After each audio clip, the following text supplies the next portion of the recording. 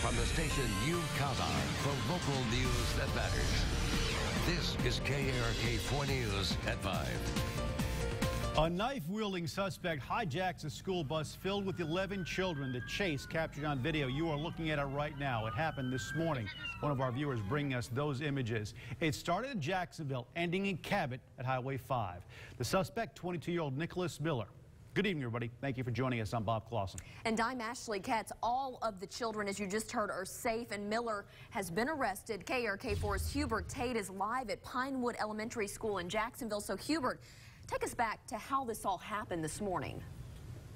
Well, Ashley, the bus was supposed to drop off students here at Pinewood Elementary at 7:30, but that all changed around 7:17. That's when police say Miller got on the bus and led police on a 9-mile chase that had 11 students on board. KARK4's Dustin Barnes has more on the chase and how it ended. A caravan of police officers tracked down this Pulaski County school bus, a bus carrying 11 elementary students, their bus driver, and a hijacker. According to Jacksonville police, Nicholas Miller tried to carjack a woman who didn't have a vehicle. So when this school bus pulled up, investigators say Miller jumped on and with his knife took control of the wheel. That led to a pursuit that ended in Cabot. One of the other agencies had deployed spike strips. However, he did not run over the spikes. Leaders with the Pulaski County Special School District say no one got hurt during the ordeal. They called parents immediately to reunite them with their children. We had some nervous folks, but we are just so happy that this ended with the kids all being safe. But despite the good ending, it makes parents nervous thinking about what could have happened. Yawanda Anderson's grandson usually rides this hijacked bus, but she decided to take him to school this morning. My Tashawn, he would have been hysterical. He would have been screaming and hollering, calling for his papa, his nana, his mama. And tonight, that's where his fellow passengers are, with their families. In Pulaski County, Dustin Barnes, KARK4 News. And officers took Miller in without a struggle. Of course, all this happening while many parents were at work or on their way to work. This afternoon, we spoke with parents as they picked up their kids today from Pinewood Elementary. They gave us their thoughts about what happened this morning. Some parents say they hope the person who police say is responsible gets mental help. Others say they are pleased everything came to an end without any injuries. You know, there's some things that you just can't avoid happening, but, you know, thank God everybody was okay and apparently made it out safe. And parents say they are also very happy the school notified them by phone and updated them throughout the day. Again, all this happening at a very rough time when many parents are heading off to work and their kids are at school, so they were disconnected from one another during that time. But again, everything came to an end without any injuries. Reporting live here in Jacksonville, Hubert Tate, KARK4 News. All right, Hubert, thanks very much. The dramatic video of that school bus being followed by a line of cop cars, it was actually taken by a 17-year-old girl from Cabot. Kelsey Eggers says she was on her way to the dentist this morning when she saw that bus speeding down Highway 5. That's when she pulled out her camera phone and just started capturing the video. A line of cop cars, I counted 10 there, passing by. I could see that there was a lot of cops coming, and so when I saw there was a bus in front of it, I just got really nervous that something bad had happened, so I just pulled out my phone and started recording. Eggers, a student at Cabot High School, says she's just glad none of the kids on the bus were hurt. And this suspect, not the first brush with the law. In May, police arrested Nichols for breaking and entering into a vehicle at Jacksonville. Then in September, police found drug paraphernalia on him during a traffic stop. And just last week, Miller was accused of threatening to kill his wife. Miller also facing numerous charges today just from this incident, including 1 count of vehicle piracy, 12 counts of kidnapping, 2 counts of aggravated assault, and 1 count of driving under the influence of drugs. He's also facing fleeing and reckless driving charges. You can find out much more about this story and the latest on the investigation on our website, as always, arkansasmatters.com. Well, Arkansas lawmakers begin a special session to prevent an increase in teacher insurance premiums. KARK4's David Goins live at the state capitol, where lawmakers expect quick work. They have to, David. Absolutely, Ashley. This is supposed to be 3 days total that the session is expected to wrap up on Saturday. Of course, it would provide relief for nearly 47,000 employees in the state that are on that public school employee insurance plan. Now, that session got underway this afternoon at the state capitol, and you may be wondering, well, why does a fix take this long, 3 days? Although it doesn't seem like a long time, could it be shorter? Well, according to the Arkansas Constitution, no, 3 days is as quick as it can be, and it's not cheap. The Department of Finance and Administration says the taxpayer tab for each day of the session comes in at just over $25,000. So at a minimum, $77,000 to address teacher insurance premiums. House Speaker Davy Carter telling KARK late this afternoon, expect a fast-paced 3 days. I suspect, the Senate will pass, theirs out, send them down here tomorrow. We'll take those up, and we'll do likewise, and hopefully we'll have the final bills ready for final passage on Saturday. You'll be passing House bills out of the full House tomorrow. Hope so, yeah. A quick session, but it doesn't mean it won't be without some controversial policy debate.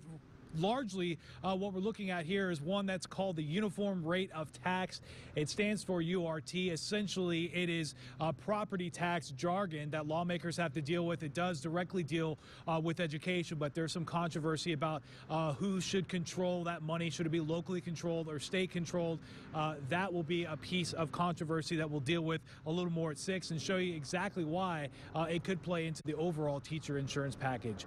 Live at the state capitol, David Goins, KARK4 News. All right, we'll see you at 6. Thanks, David. The federal government again open for business after Congress agrees on a deal to raise the debt ceiling and end the shutdown just moments before a midnight deadline. President Obama congratulated Congress this morning for working together to end the shutdown, but he says there's more work to do, and that includes winning back the trust of the American people. That the American people are completely fed up with Washington. At a moment when our economic recovery demands more jobs, more momentum, we've got yet another self-inflicted crisis that set our economy back. The short-term measure will finance the government through mid-January and raise the debt ceiling through early February. And as part of the signed deal, federal workers will receive back pay for the time they were furloughed. A lot of work went into this. Democratic Arkansas Senator Mark Pryor, part of the bipartisan group that worked through this to get the government back up and running. Thanks very much for taking time out to join us. Through the pain of the furloughs, shutting down financial services, the monuments, things like that, what have we accomplished through this? Well, basically, we had offered to do a short-term clean extension on this a month ago, and that's what we ended up doing. So really nothing was accomplished. The thing that concerns me is you kind of have a small group in the Republican Party. It's not the whole party. It's just a small group in the Republican Party that's driving the train, and you see what happens when you let them make all the decisions. Basically nothing. And I really don't like it. I think it's totally avoidable. I just hope that it never happens again. And hopefully what we did in this is we put some seeds in there where it won't happen again. We require now that the budget be done, and that's very important. And I was part of the bipartisan group that sort of worked together to lay that out for the two leaders to get it done.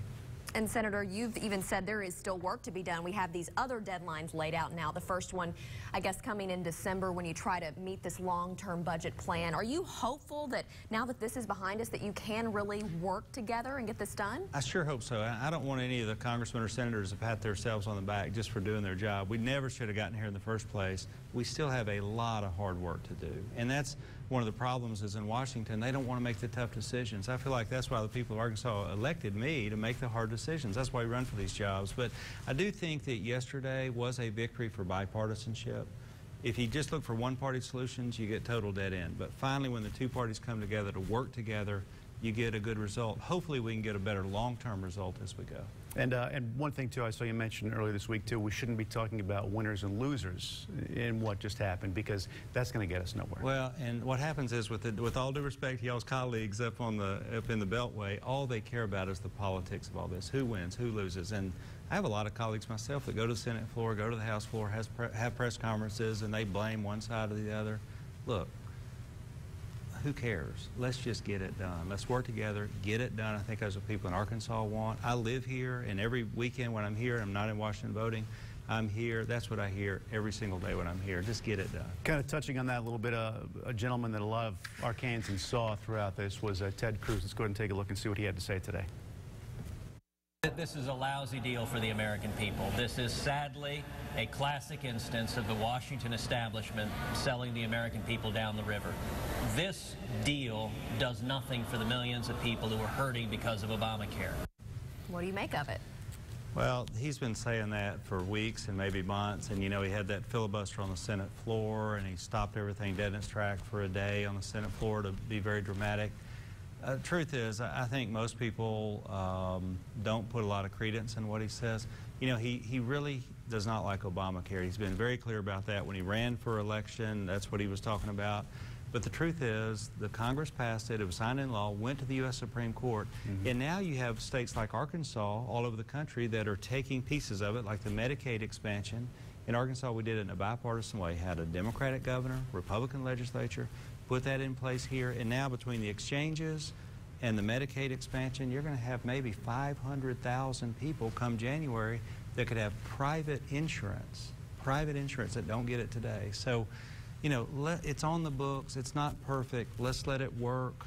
Let's try to improve the parts that need to be improved. Let's get rid of the parts that don't work, and let's just make it better. But we've also, the issue at hand, though, is what we need to do before we get to January and then to February. We're going to tackle that right away. Where's that going to go? And will we wind up at the same place? Well, we could, but I'll tell you, the mood, at least on the Senate side, I can't speak for the House, but the mood on the Senate side was very different this week. Republicans were totally fed up with all the antics going on in the House. And I got a real clear sense that they want to work together. And one of the requirements is to do this budget deal that right, you know, in a week or so, we're going to start on the budget, try to do a budget conference. You know, the Senate passed the budget and the House passed the budget, but they've never been put together. We're basically require us now to put it together. Hopefully in December we come back and, you know, get all that done and really have a better fiscal year this year than we have in the last 3 or 4 years. All right, Senator, thanks very much for all your hard work up there. Thank you. Thanks for stopping by, and I appreciate it. Thank you. Well, Republican Arkansas Senator John Boozman released this statement on the budget agreement saying, quote, "This isn't a perfect solution, but it provides immediate economic stability by avoiding a default on our financial obligations, and it also forces Congress to address the bigger issue of unsustainable Washington spending that has left us with a $17 trillion debt. This is a step in the right direction to returning to regular order in Washington and making the difficult decisions of how taxpayer dollars are spent." And if you'd like to keep up with all Arkansas politics, tune into Capitol View with David Goins and Roby Brockader Sunday morning at 8:30, right before Meet the Press. Well, coming up, furloughed employees here in Arkansas back on the job. We're going to hear from some Camp Robinson employees who've been out of work for more than 2 weeks. And an absolutely perfect autumn day across Arkansas today. Here in Little Rock, our high temperature 70 after starting at 54. And if you thought we had a cold front a couple of days ago, just whether you see the forecast, some places could see freezing temperatures. We'll let you know who those folks are and when it may happen in just a few minutes. From the station that brings you local news that matters, this is KARK4 News at 5 in high definition.